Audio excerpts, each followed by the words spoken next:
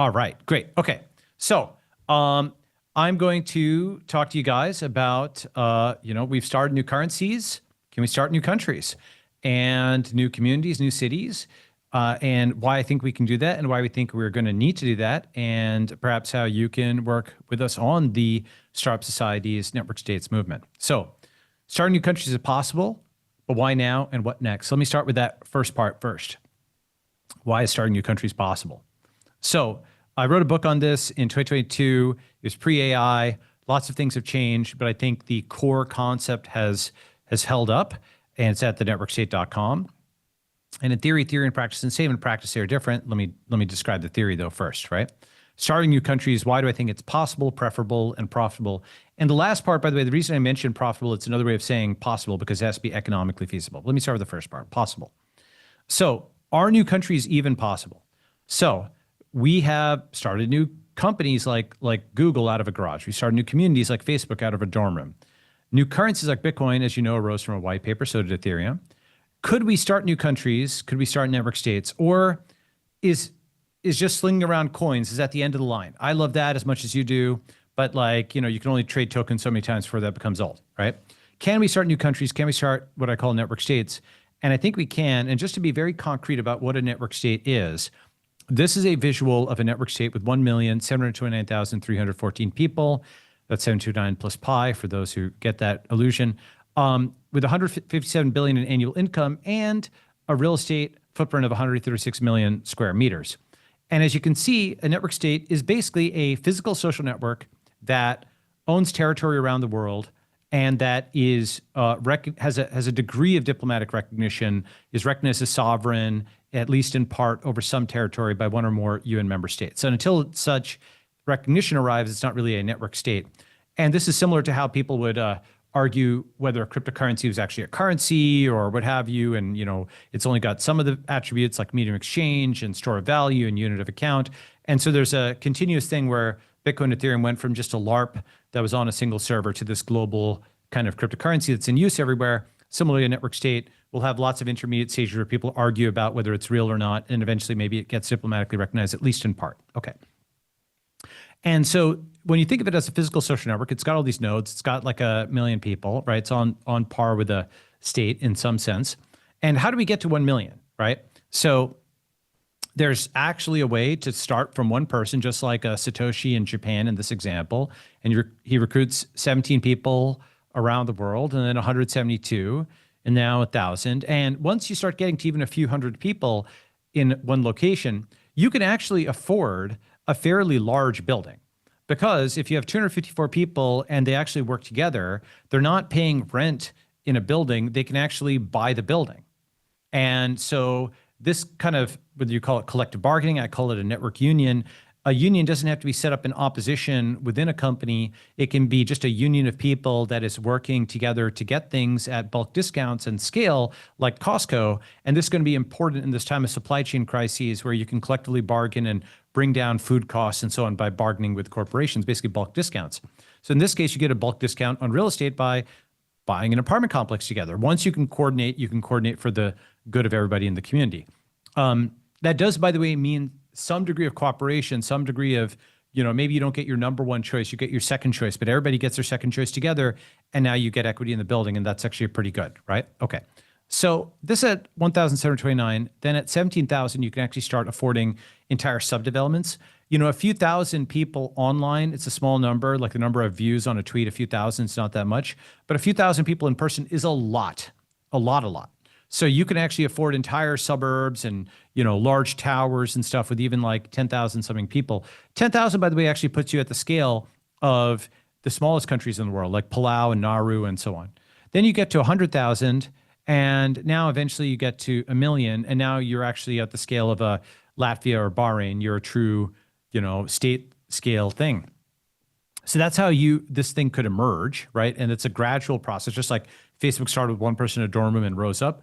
Bitcoin started with one person. Google started with 2 people in a garage. This is a mechanism for going from 0 to 1 to 1 million, okay? And that mechanism, when you can see it, somebody will do it, right? Like that is to say, it just, when you see something like this, it's technologically feasible. It's built on the stack that already exists, the internet stack of remote work and cryptocurrency and WhatsApp and telepresence and so on and so forth.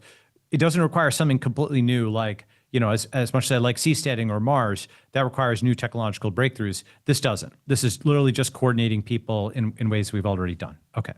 So why does 1 million put us within country range?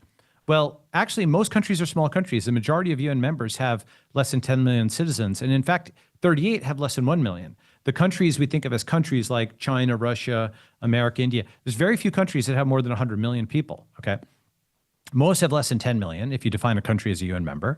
Moreover, UN membership has actually grown over time, going from 50 to almost 200 UN member nations over the last 60, 70 years. And even though it's been flat since the end of the Cold War, the number of currencies has recently exploded, so the number of countries likely will as well. So UN membership has grown over time, and cryptocurrencies rank with fiat currencies. So cryptocurrencies are now at a scale that rank with fiat currencies. And at the time of the screenshot, Bitcoin was between the Turkish lira and the Chilean peso. And so if you put that all together, that most countries are small countries, the number of countries has actually increased a lot, and that cloud or cryptocurrencies rank with fiat currencies, could crypto countries rank with fiat countries? Okay, if the currencies can rank, could the countries rank? Could we have a cloud country that is on par with the countries we've inherited? Could we have a network state with 1,729,314 people ranking between Latvia and Bahrain? I think we could. And the main parameter is it's decentralized. Just like Bitcoin or Ethereum are decentralized currencies, a network state is a decentralized country. Okay. And the thing about this is that dashboard over here is actually, the same thing that underpins this. Imagine 1,729,314 proof of humans, 0 ones on chain that sum up to a network state census. That's actually a whole other talk that I gave, but this is a dashboard just like CoinMarketCap, but we call it, let's say, network state pop. If you're interested in working on this type of stuff, by the way, just apply to Network School, and we're hiring folks and so on. Okay, so sufficient traction equals diplomatic recognition. Why do I say that? Why would that be the case? Well, if you look at, for example, Tuvalu, the country Tuvalu, they did a deal with GoDaddy for the .tv domain extension. Nevada did a deal with Tesla for the Gigafactory years ago. El Salvador obviously has adopted Bitcoin as its national currencies. So that means the land is already negotiating with the cloud. We've already seen sovereigns ink deals with companies and cryptocurrencies in a sense, whether they're inking deal with the cryptocurrency or adopting it. So why could they not do that with the crypto community? I think they could. Okay. So sufficient traction, numerical traction will eventually equal societal recognition. It might be unpredictable because, who would have figured in 2008, 2009, when Satoshi was launching Bitcoin, that El Salvador would be the first to adopt it. Very unpredictable. That Bhutan would mine Bitcoin. Who would know? One thing I think we can predict, though, is that small countries are going to be the biggest adopters of this kind of thing, of special economic zones and startup societies, because they have the ability to set laws, but they lack capital and they often want technology to come to their country. So there's a big win-win deal between large networks and small countries. Okay.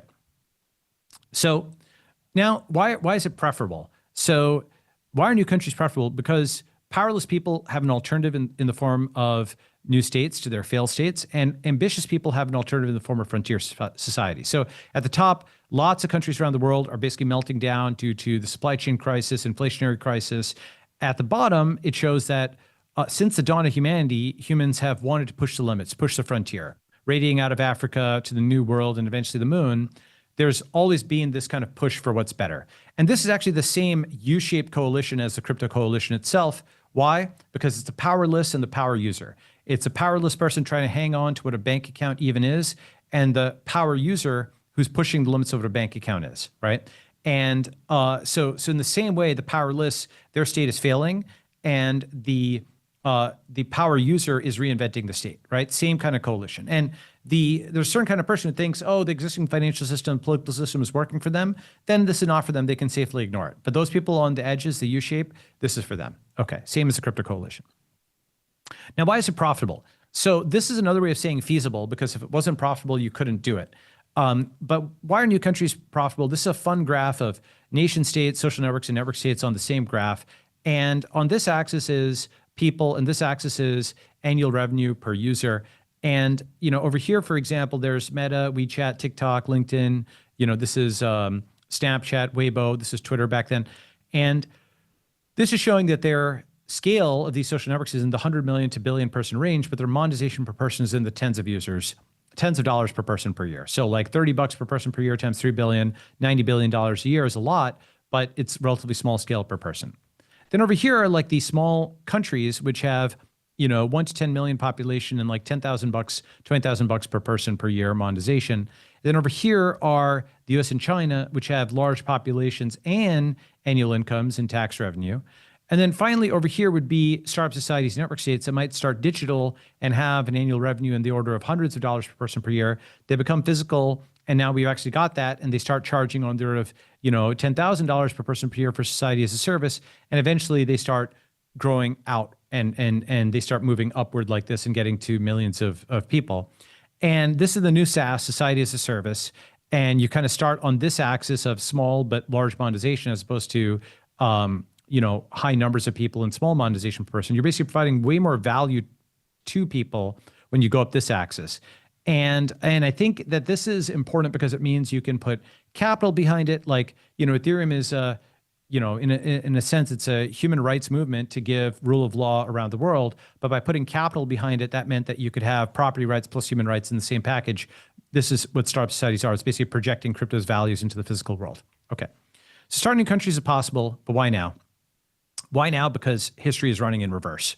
So what do I mean by that? Well, basically, many things that were happening in the past are happening today, but in the opposite order. So for example, back then, 1890, the Western frontier closed. Today, 1991, the internet frontier reopened.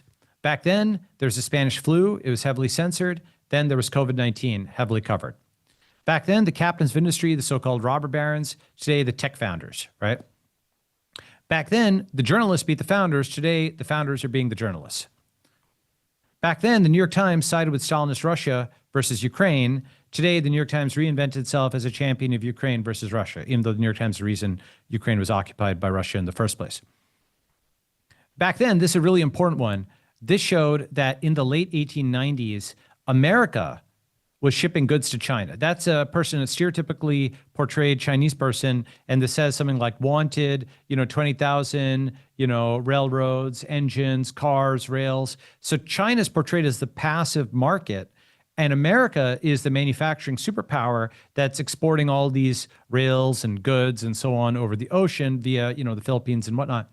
And obviously, today that's completely in reverse. It's America that's a passive market and China that's exporting across the Pacific. Back then, Russia was a senior partner to China. Today, China is a senior partner to Russia. Back then, a British ancestry man ran India. Recently, an Indian ancestry man ran Britain, okay? So the reason I just pointed all this out is that those are qualitative examples, but quantitatively, what's actually happening? If there's only one graph that you keep in mind, this graph is perhaps the single most graph, in my view, to understand the state and the future of the world, history and the past of the world, because it shows the trajectory of billions of people across 1,000 years and trillions of dollars, right? So billions of people and trillions of dollars across 1,000 years. It shows over here that for, in the lower right corner, for almost 1,000 years, the center of mass of the world economy, if you took Japan and China and India and the Middle East and Europe and approximated where their capitals were, and you average their, historical GDPs, and there's guys who have done this kind of thing, most of the world economy was actually centered in Eurasia. And that's why Marco Polo sought out China, why Columbus risked his life to get to India, why Persia was always a peer to Rome, why the Mongols and the Huns were able to invade, from all the way from Asia into Europe, why the Arabs were able to take Andalusia. There's rough military economic parity across the Eurasian supercontinent. Then with the advent of the Industrial Revolution, Europe basically rocketed to total dominance. The world economy rocketed over there. Then they all blew each other up with rockets. And then by 1950, only the USA was not bombed or under communism or both, right? Soviet Union, Japan, India was under socialism. Eastern Europe was blown to smithereens. Western Europe was largely blown up. Everything was blown up other than America. And so all of these post-war institutions were set up in the 40s and especially the late 50s, early 50s, mid-late 50s. And that was peak America, arguably. And you can argue maybe 1991 was peak America after the end of the Cold War. But this period of 1950 to 1991 was, in retrospect, extremely unusual historically and the period of peak American dominance. After 1991, once India was no longer socialist, and China was no longer communist, and Russia was no longer communist, Eastern Europe was no longer communist. Now the world economy rocketed back out to Eurasia much faster than it had come. And this U-shaped curve is history running in reverse quantitatively. Among other things, it shows MAGA is infeasible because 1945 is not coming back. The entire post-war order is based on a state of the world with the US, UK, France, Russia, and China being the winners of World War II, where now the world economy is just totally, totally different. And those are not the same kind of actors, right? So now, you have BRICS, for example, and things have moved out east. So this is maybe the most important graph in the world, and it leads to many other graphs. It shows, for example, taxation went in reverse like this, right? In the U.S., it peaked in the mid 1900s, and then it crashed afterwards because the Soviet Union had 100% marginal taxation, but America had 90% marginal taxation back then. You see other things where, like, quote, income inequality, but basically wealth re-decentralized individuals. The peak of the centralized state mid-century was really the peak of state power. You see history running in reverse on steel, where the U.S. was 10x Chinese steel production. Now it's 10x in reverse the other way. You see it running in reverse on politics, where the U.S. was politically centralized in 1951, and basically it's broken apart by 2011. And basically that disintegration is also visible at the level of social networks. It's a totally different graph that shows individual Twitter users in blues and reds in 2017. We're already basically separating out into two different clusters. By 2024, 2025, America is just ideologically disintegrated. History's run in reverse, where it went from a centralized uniparty to now blues are on Blue Sky and Mastodon and Threads, and reds are on Truth Social and Gab and X. America's just broken into pieces. That means we're going to see new countries. And the reason is, if you remember that graph I showed at the beginning with the number of UN member countries arising, that did not happen just by accident. It happened because the British Empire fell and lots of new countries arose, and the French Empire fell and lots of new countries rose, and the Soviet Empire fell and a bunch of new countries rose. And when the American Empire ends, and it's ending now, even if we might love Uncle Sam, and I have a lot of affection for Uncle Sam, but I also recognize that it's ending. As that ends, you're going to see a huge surge up in new jurisdictions because there's going to be a lot of chaos around the world, as they'll return to. And one way of thinking about this is actually you're returning to what the state of the world used to be, history running in reverse. Because if you go backward in time, go backward before this moment of only 50 sovereign entities, you actually get tons and tons of independent political units. Because here's what Germany used to look like before Bismarck. Here's what India used to look like, okay? And you zoom in, it's fractal like this, because people organize on the basis of community, not geography. Maps are actually a very novel invention where a straight line on a map goes over mountain ranges and rivers and all this kind of stuff. You wouldn't actually draw a straight line on a map historically. So you go backwards in time, you have all these different jurisdictions. And so the thing is, this is not how normally people think of things. It's surprising to them that there's so many more independent states as we go backward in time, that 1950 was actually extremely unusual. It was peak centralization, peak westernization. So all the hearkening in America to that being the time that was the way things were, and a high school grad could go and provide for a family and have a car and a house when he didn't have any education. That meant there's a guy in Poland or China or something like that who is in a gulag or starving because they're in this post-war crazy situation. That's not how the world was supposed to be. It's how Americans have told themselves the world is supposed to be. It's actually at a very, very unusual and aberrant time in world history. And so when you actually think about the world returning to what it used to be, it was a decentralized world. Then it radically centralized in the 20th century with the gigastates of, China and communism and fascism, and even democratic capitalism was very highly centralized. And now we're re-decentralizing. And that is both a technological phenomenon going from mass media and mass production to the smartphone, but it's also a political phenomenon going from the uniparty of 1950s America to the fragmented, West, the decentralized West that we're seeing today, what I call American anarchy. That's why history is running in reverse, but we actually aren't done re-decentralizing. As I said, when the American empire ends, and it's ending now, for better or in many cases worse, right? Often when people say that, they're often saying it in a gleeful way, or they're denying that it was an empire in the first place. But the American empire was in many ways the greatest empire in world history, and we're all going to feel it when it ends, but it's ending now. And it's pulling back militarily. It's causing all these crazy wars. It's pulling back. De-dollarization is underway. Lots of things are happening where America is declining and or retreating from the world and walling itself off in the process. And as such, lots of its security guarantees are collapsing. A lot of the order, the post-war order, gets replaced with the post-American disorder. And so you're going to see re-decentralization similar to the end of the Soviet Union and the Soviet Empire. And when people say the world is multipolar, is increasing multipolarity dragging the world into chaos?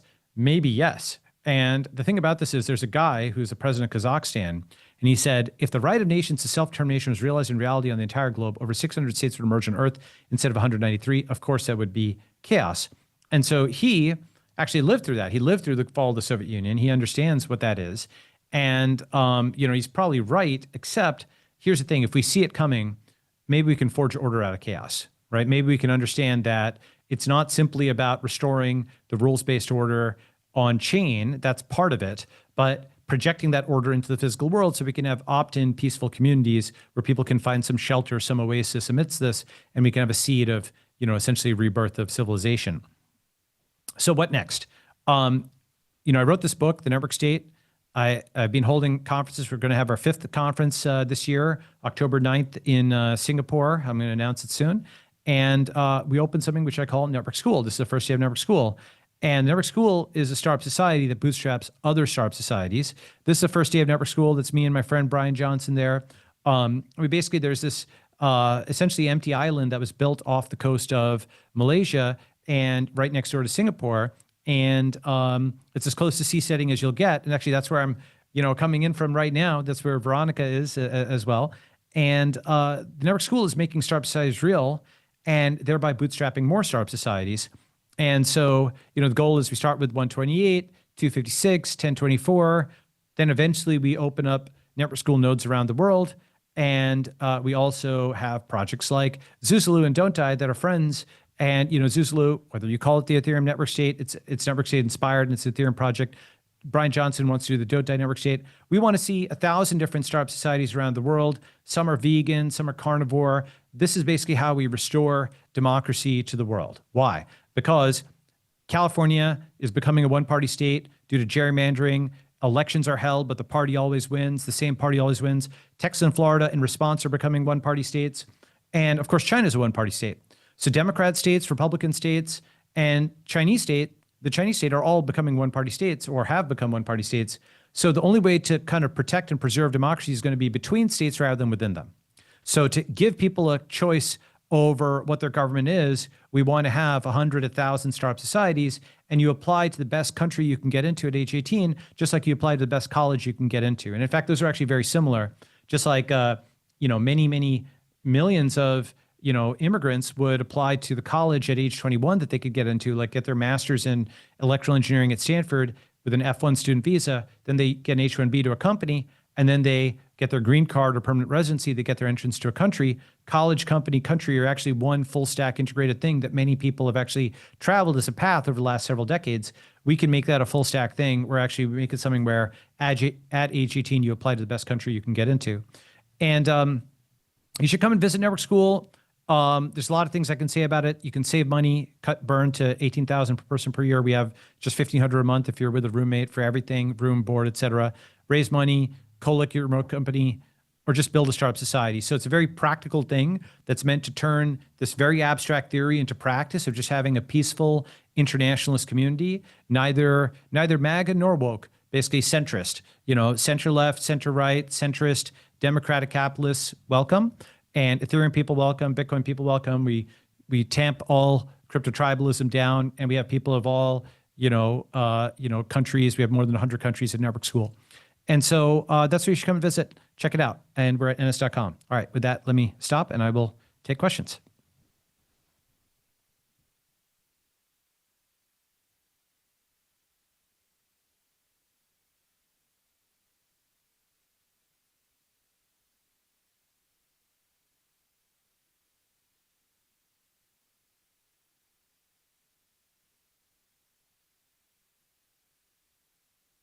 I can't hear.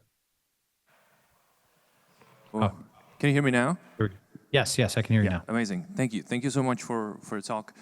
So I have a question regarding, I mean, we can see network states as just like population cohorts that are spread across like different locations, and then we have these concepts such as the network school and kind of these like local pop-ups that emerge in these different jurisdictions. What are your thoughts on the coexistence of these two communities in like one location? That meaning the standard jurisdiction somewhere is like Malaysia, and then having a network school society that may be interested in slightly different rule set than what the current, like what the local jurisdiction offers. How do you think this will evolve? Like, how do you think these like different like mindsets about rules and regulation will work alongside each other?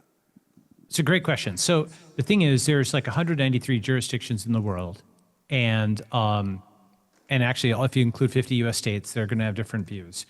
And basically, any country, there's a map called the Open Zone Map, where there's a map of all the special economic zones in the world, and many countries want tech talent. Why? Well, first they want to build digital sovereignty.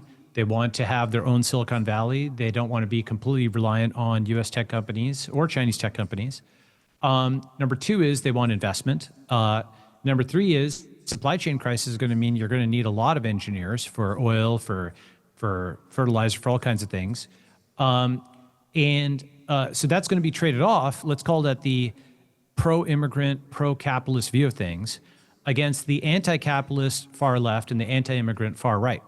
So you're going to have a tension between, let's say, the center left, who's pro-immigrant, pro-democracy, center right, pro-capitalist, pro-trade, pro-tech, and the far left who's anti-capitalist and the far right who's anti-immigrant. And that tension is going to be there in every society between, let's call it the cloud and the land. But because there's 193 countries, different countries will choose different trade-offs, and at least some of them will be welcoming towards, people who are maybe a little different, but who are pro-tech and are living there with, for coming there for peace and trade. And that's the opportunity that America has basically dropped on the floor that it used to have. It used to be the welcoming place for people who would come and build in peace, and it could assimilate many different communities. And it's lost its way, unfortunately. And I hope it regains it, but if it doesn't, or if only partially regains it, there's an opportunity for many other countries to pick up that mantle. Okay, thank you very much. We will end it there for now. Thanks, guys.